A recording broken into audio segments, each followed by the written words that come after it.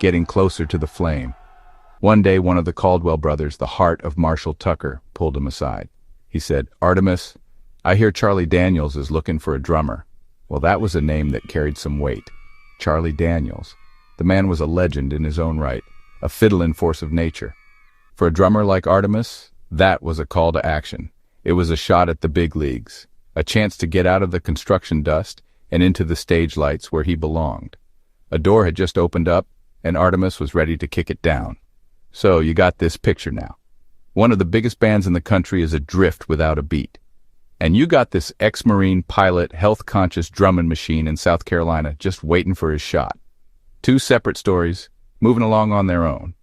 But the world's a small place, smaller than you think, especially in the South, especially when it comes to music.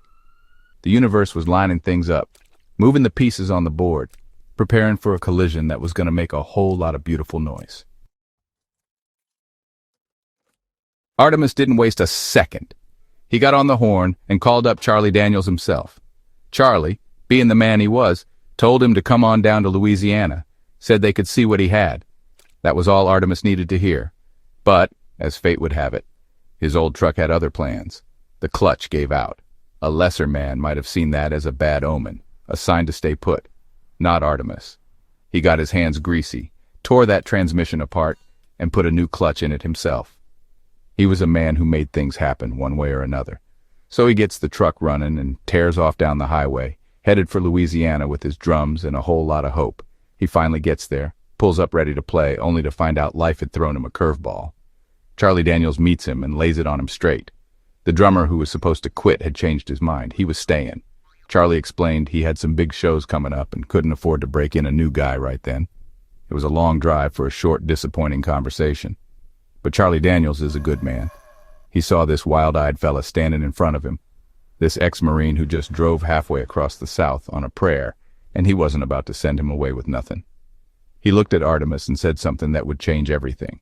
He said, "I know a band that's about crazy enough just for you." He scribbled down a number and handed it over. It was a number for a band Charlie knew. He knew that this band's brand of crazy needed a special kind of rhythm, and Artemis had it. Think about that for a minute. The sheer chance of it all. A busted clutch, a long drive to nowhere, a drummer change in his mind, any one of those things goes a different way, and the story ends there. Artemis goes back to South Carolina and the band finds someone else, but that's not how it works. Sometimes the straight line to where you're going is a crooked one. Sometimes a no from one man is just fate's way of pushing you toward the yes that really matters. Artemis was right where he needed to be.